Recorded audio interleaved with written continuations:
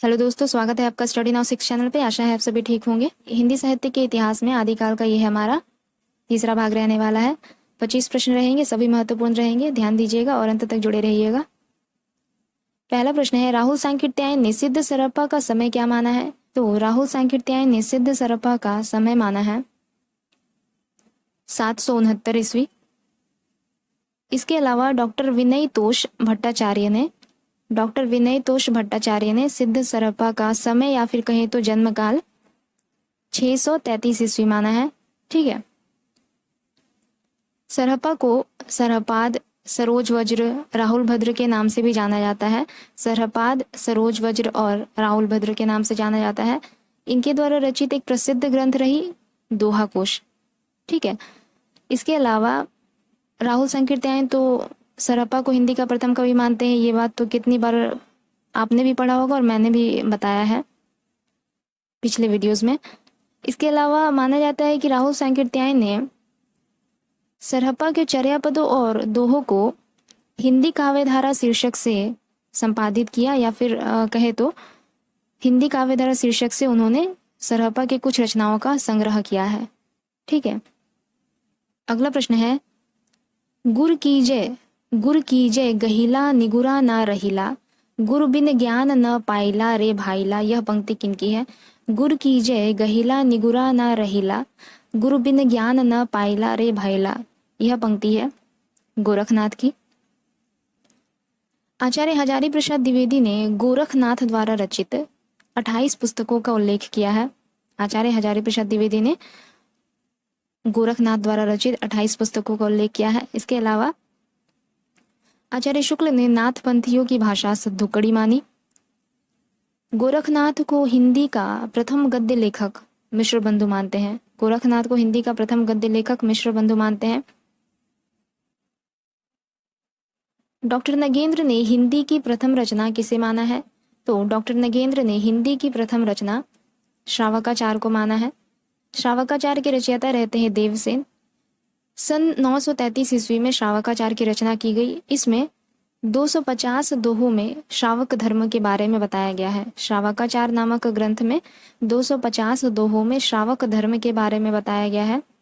इनके द्वारा रचित प्रसिद्ध रचना रही नई चक्र, जिसे लघुनय चक्र के नाम से भी जाना जाता है। एक और रचना रही जो कि प्रमुख है, दर्शनसार। ठीक है। नए चक्र और दर्शनसार इनके द्वारा रचित प्रसिद्ध रचनाएं रही, और नए चक्र को लघुनय चक्र के नाम से भी जाना जाता है। अगर उनकी यानी जैनों की अगर उनकी रचनाओं के ऊपर से जैन विशेषण हटा दिया जाए तो वे योगियों और तांत्रिकों की रचनाओं से बहुत भिन्न नहीं लगेंगी। अगर जैनों की रचनाओं के ऊपर से जैन विशेषण क्या किया जाए, हटा दिया जाए, तो वे योगियों और तांत्रिकों की रचनाओं से बहुत ज्यादा अलग नहीं हो। तो जैन साहित्य के संदर्भ में यह कथन किनका है? जैन साहित्य के संदर्भ में यह कथन आचार्य हजारी प्रसाद द्विवेदी जी का है। अगला प्रश्न है, रेवंतगिरी रास की रचना किसने की है? रेवंतगिरी रास की रचना की है विजय सेन सूरी ने। रेवंतगिरी रास की रचना 1231 ईस्वी के आसपास मानी जाती है। रेवंतगिरी रास में रेवंतगिरी तीर्थ तथा तीर्थकर नेमिनाथ की प्रतिमा का उल्लेख किया गया है। सुमति गणी द्वारा रचित ग्रंथ का नाम है नेमिनाथ रास। जिन धर्म सूरी द्वारा रचित ग्रंथ का नाम है स्थूली भद्र रास, तथा आजकू द्वारा रचित ग्रंथ का नाम है चंदन बाला रास। ठीक है। अगला प्रश्न देखेंगे, खुमाण रासों की भाषा कैसी रही? राजस्थानी हिंदी। अगला प्रश्न है, बीसलदेव रासों में किस शैली का प्रयोग किया गया है? बीसलदेव रासों में गेय शैली का प्रयोग किया गया है। बीसलदेव रासों के रचयिता रहते हैं नरपति नाल्हा। इसके अलावा बीसलदेव रासो एक विरह गीत काव्य है। ठीक है। इसका रचना काल विक्रमी संवत 1212 माना गया है। बीसलदेव रासो का रचना काल विक्रमी संवत 1212 माना गया है। बीसलदेव रासो में भोज परमार की पुत्री राजमती तथा अजमेर के चौहान राजा बीसलदेव तृतीय के विवाह, वियोग और पुनर्मिलन की कथा प्रस्तुत की गई है। बीसलदेव रासों में श्रृंगार रस की प्रधानता है, परंतु वीर रस भी नाम मात्र के तौर पर देखा जा सकता है। अगला प्रश्न है, आल्हा और उदल नामक दो वीर सरदारों की वीरता का वर्णन इसमें से किस ग्रंथ में किया गया है? तो आल्हा और उदल नामक दो वीर सरदारों की वीरता का वर्णन आल्हा खंड में किया गया है। आल्हा खंड को परमाल रासों के नाम से भी जाना जाता है, यानी परमाल रासों का ही दूसरा नाम आल्हा खंड है। इसके रचयिता रहते हैं जगनीक। आल्हा खंड या फिर परमाल रासों के रचयिता रहते हैं जगनीक। आल्हा खंड का सर्वप्रथम प्रकाशन 1865 ईस्वी में, आल्हा खंड का सबसे पहले प्रकाशन 1865 ईस्वी में फर्रुखाबाद में तत्कालीन जिलाधीश चार्ल्स इलियट ने किया था। ठीक है। इसके अलावा आल्हा खंड का अंग्रेजी अनुवाद वाटरफील्ड ने किया। आल्हा खंड का अंग्रेजी अनुवाद वाटरफील्ड ने किया। आगे है, आल्हा खंड को लोकगीत के रूप में, आल्हा खंड को लोकगीत के रूप में उत्तर प्रदेश के बैसवाड़ा, पूर्वांचल तथा मध्य प्रदेश के बुंदेलखंड में गाया जाता है। ठीक है। आल्हा खंड बरसात ऋतु में उत्तर प्रदेश के बैसवाड़ा, पूर्वांचल तथा मध्य प्रदेश के बुंदेलखंड में गाया जाता है। इसके अलावा हम्मीर रासों के रचयिता रहते हैं शारंगधर। जयचंद प्रकाश के रचयिता रहते हैं भट्ट केदार तथा जयमैंक जस चंद्रिका के रचयिता रहते हैं मधुकर कवि। अगला प्रश्न है, शुक्ल ने हिंदी का प्रथम कवि किसे माना है? तो आचार्य शुक्ल ने हिंदी का प्रथम कवि चंद्रवरदाई को माना है। इसके अलावा ये हिंदी का प्रथम महाकाव्य चंद्रवरदाई द्वारा रचित पृथ्वीराज रासो को मानते हैं। हिंदी का प्रथम कवि चंद्रवरदाई तथा हिंदी का प्रथम महाकाव्य पृथ्वीराज रासो आचार्य रामचंद्र शुक्ल के अनुसार। इसके अलावा ऐसा माना जाता है कि पृथ्वीराज चौहान और चंद्रवरदाई दोनों मित्र थे और इन दोनों का जन्म भी एक ही दिन हुआ था तथा इन दोनों की मृत्यु भी एक ही दिन हुई थी। पृथ्वीराज रासो को पूर्ण किसने किया? जलहण ने ही पूरा किया। अगला प्रश्न है, पृथ्वीराज रासो को इनमें से किसने अर्ध प्रमाणिक माना है? पृथ्वीराज रासो की प्रमाणिकता तथा अप्रमाणिकता में विद्वानों के बीच काफी मतभेद रहे। कुछ विद्वानों ने इसे प्रमाणिक माना तो कुछ विद्वानों ने अप्रमाणिक माना तो कुछ विद्वानों ने इसे अर्ध प्रमाणिक माना है। तो आचार्य हजारी प्रसाद द्विवेदी ने इसे अर्ध प्रमाणिक माना है। पृथ्वीराज रासो को आचार्य हजारी प्रसाद द्विवेदी अर्ध प्रमाणिक मानते हैं, जबकि मिश्र बंधु और श्याम सुंदर दास पृथ्वीराज रासो को प्रमाणिक मानते हैं और आचार्य रामचंद्र शुक्ल ने पृथ्वीराज रासो को अप्रमाणिक माना है। ठीक है। अगला प्रश्न है, पृथ्वीराज रासो को राजनीति की महाकाव्यात्मक त्रासदी किसने कहा? तो पृथ्वीराज रासो को राजनीति की महाकाव्यात्मक त्रासदी डॉक्टर बच्चन सिंह ने कहा है। पृथ्वीराज रासो एक प्रबंध काव्य है। पृथ्वीराज रासो में लगभग 68 छंदों का प्रयोग हुआ है। ठीक है। अगला प्रश्न है, 17वीं शताब्दी में किस कवि ने ढोला मारूरा दोहा में कुछ चौपाइयां जोड़ा? 17वीं शताब्दी में किस कवि ने ढोला मारूरा दोहा में कुछ चौपाइयों को जोड़ा? तो कुशल राय वाचक ने। ठीक है, यहाँ पे कुशल राय वाचक होगा, सिर्फ वाचक लिखा है। कुशल राय वाचक ने 17वीं शताब्दी में ढोला मारूरा दोहा में कुछ चौपाइयों को जोड़ा। ढोला मारूरा दोहा 11वीं शताब्दी में दोहों में रचित एक लोक भाषा काव्य है। ढोला मारूरा दोहा 11वीं शताब्दी में दोहों में रचित, ठीक है, दोहों में रचित यह एक लोक भाषा काव्य है। इसमें ढोला नामक राजकुमार तथा मारवणी नामक राजकुमारी की प्रेम कथा का वर्णन किया गया है। अगला प्रश्न देखेंगे, हिंदी में नखशिख वर्णन की श्रृंगार परंपरा इनमें से किस कृति से आरंभ होती है? हिंदी में नखशिख वर्णन की श्रृंगार परंपरा इनमें से किस कृति से आरंभ होती है? तो राउलवेल से आरंभ होती है, जो कि रोड़ा कवि द्वारा रचित है कृति है।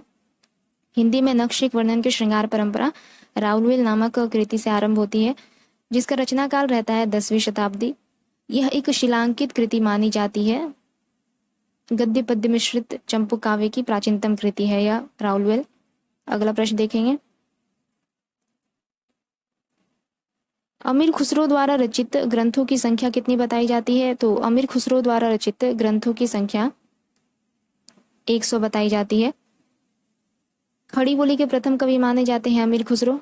काफी बार पूछा जा चुका है ये प्रश्न, आगे भी पूछा जा सकता है। खड़ी बोली के प्रथम कवि अमीर खुसरो रहे। इनके द्वारा रचित ग्रंथों की संख्या 100 मानी गई। आचार्य शुक्ल के अनुसार खुसरो ने 1283 ईस्वी के आसपास अपनी रचना आरंभ की। आचार्य रामचंद्र शुक्ल के अनुसार अमीर खुसरो ने 1283 ईस्वी के आसपास अपनी रचना आरंभ की। इनके ग्रंथों में जो प्रमुख ग्रंथ है खालिक बारी, पहेलियाँ, मुकरियाँ, दो सुखने, गजल इत्यादि। अगला प्रश्न है, उक्ति व्यक्ति प्रकरण किस शताब्दी की रचना है? तो उक्ति व्यक्ति प्रकरण 12वीं शताब्दी की रचना है। दामोदर शर्मा इसके रचयिता रहते हैं, जो कि महाराज गोविंद चंद्र के सभा पंडित रहे। अगला प्रश्न है, विद्यापति को किस आलोचक ने श्रृंगार रस का सिद्ध वाक कवि कहा है? तो विद्यापति को आचार्य हजारी प्रसाद द्विवेदी ने श्रृंगार रस का सिद्ध वाक कवि कहा है। इसके अलावा विद्यापति को सर्वप्रथम ग्रियर्सन ने रहस्यवादी कहा। अभिनव जयदेव मैथिल कोकिल के नाम से भी विद्यापति को जाना जाता है। इसके अलावा ऐसा माना जाता है कि विद्यापति के पदों को गाते गाते चैतन्य महाप्रभु भाव विभोर होकर मूर्छित हो जाते थे। मूर्छित यानी बेहोश हो जाते थे। अगला प्रश्न है, प्राकृत पैंगलम के टीकाकार कौन रहे? तो प्राकृत पैंगलम के टीकाकार रहते हैं वंशीधर। पदावली के श्रृंगारिक पदों की मादकता को नागिन की लहर किसने कहा है? पदावली के श्रृंगारिक पदों की मादकता को नागिन की लहर किसने कहा है? तो निराला ने पदावली के श्रृंगारिक पदों की मादकता को नागिन की लहर कहा है।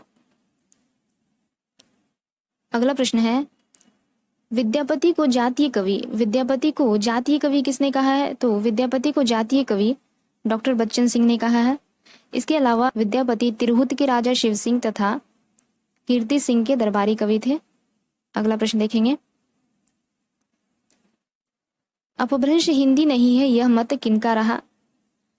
अपभ्रंश हिंदी नहीं है यह मत आचार्य हजारी प्रसाद द्विवेदी जी का था। इसके अलावा राहुल सांकृत्यायन और गुलेरी जी ने अपभ्रंश को पुरानी हिंदी कहा। चंद्रधर शर्मा गुलेरी जी ने अपभ्रंश को पुरानी हिंदी कहा, जबकि आचार्य रामचंद्र शुक्ल ने पुरानी हिंदी को अपभ्रंश कहा है। उल्टा किया है एक तरह से। राहुल सांकृत्यायन और चंद्रधर शर्मा गुलेरी जी ने अपभ्रंश को पुरानी हिंदी कहा, जबकि आचार्य रामचंद्र शुक्ल ने पुरानी हिंदी को अपभ्रंश कहा। अगला प्रश्न है, चूंकि व्याकरणिक दृष्टि से अपभ्रंश हिंदी से भिन्न है, इसलिए अपभ्रंश को हिंदी साहित्य के इतिहास में सम्मिलित नहीं किया जाना चाहिए। ऐसा मानना किनका था? रामविलास शर्मा। अगला प्रश्न देखेंगे, आदिकालीन हिंदी साहित्य में सर्वाधिक लोकप्रिय छंद क्या रहा? तो आदिकालीन हिंदी साहित्य में सर्वाधिक लोकप्रिय छंद रहा दोहा। यहाँ तक कि आचार्य हजारी प्रसाद द्विवेदी ने भी गाथा को प्राकृत का तथा दोहे को अपभ्रंश का मुख्य छंद माना। अगला प्रश्न देखेंगे, डिंगल शैली का प्रयोग किस प्रकार की रचनाओं में होता था? तो डिंगल शैली का प्रयोग वीरतापरक रचनाओं में होता था। आदिकालीन हिंदी साहित्य में वीर रस की रचनाओं के लिए डिंगल शैली का प्रयोग होता था और कोमल भावों की अभिव्यंजना के लिए पिंगल शैली का प्रयोग किया जाता था। ठीक है। जैन साहित्य में आचार शैली के काव्यों में घटनाओं के स्थान पर किसको प्राथमिकता दी गई? जैन साहित्य में आचार शैली के काव्यों में घटनाओं के स्थान पर उपदेशात्मकता को प्रधानता दी गई। ठीक है, तो आज का ये हमारा अंतिम प्रश्न रहा। अगले क्लास में जल्दी मिलेंगे। तब तक के लिए अगर आप लोगों को हमारी क्लास अच्छी लगे तो लाइक, शेयर और सब्सक्राइब जरूर कीजिएगा। धन्यवाद।